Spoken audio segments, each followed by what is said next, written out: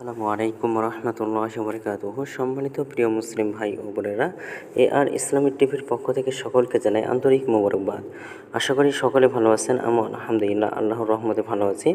আজকে আপনাদের মাঝে আলোচনা করব মহানবী সাল্লাল্লাহু আলাইহি ওয়াসাল্লাম এর রওজা জিয়ারতের গুরুত্ব এবং ফজিলত সম্পর্কে। মহানবী সাল্লাল্লাহু আলাইহি সাল্লামের প্রতি ভালোবাসা ঈমানের অংশ। অন্তরে তার প্রতি ভালোবাসা ধারণ করা ছাড়া কেউ পূর্ণাঙ্গ মুমিন হতে পারবে না।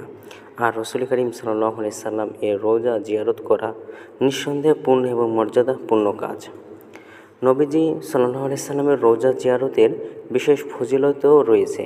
এক হাদিসে হযরত ইবনে ওমর রাদিয়াল্লাহু তাআলা আনহু থেকে বর্ণিত, রাসূলুল্লাহ সাল্লাল্লাহু আলাইহি ওয়াসাল্লাম ইরশাদ করেন, যে আমার ওফাতের পর আমার রওজা জিয়ারত করল, সে যেন আমার জীবদ্দশায় আমার সঙ্গে সাক্ষাৎ করল।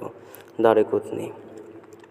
আল কোরআনে রওজা পাকের জিয়ারতের প্রতি ইঙ্গিত দিয়ে আল্লাহ তাআলা বলেন, হে মাহবুব, যদি তারা নিজেদের আত্মার ওপর জুলুম করে তাহলে যেন তারা আপনার দরবারে আসে, অতঃপর আল্লাহর কাছে ক্ষমা প্রার্থনা করে এবং রাসূলুল্লাহ সাল্লাল্লাহু আলাইহি সাল্লামও যদি তাদের জন্য ক্ষমা চেয়ে সুপারিশ করেন, তবে তারা অবশ্যই আল্লাহকে তওবা কবুলকারী এবং দয়ালু হিসাবে পাবে। সূরা নিসা।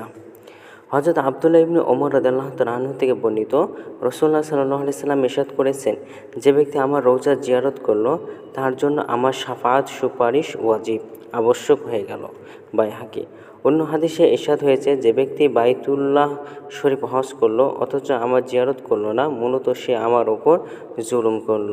সহিহ ইবনে হিব্বান। তো ভিডিওটি ভালো লাগলে অবশ্যই চ্যানেলটি সাবস্ক্রাইব করে পাশে থাকবেন। ধন্যবাদ সকলকে। আসসালামু আলাইকুম ওয়া রাহমাতুল্লাহি ওয়া বারাকাতুহু।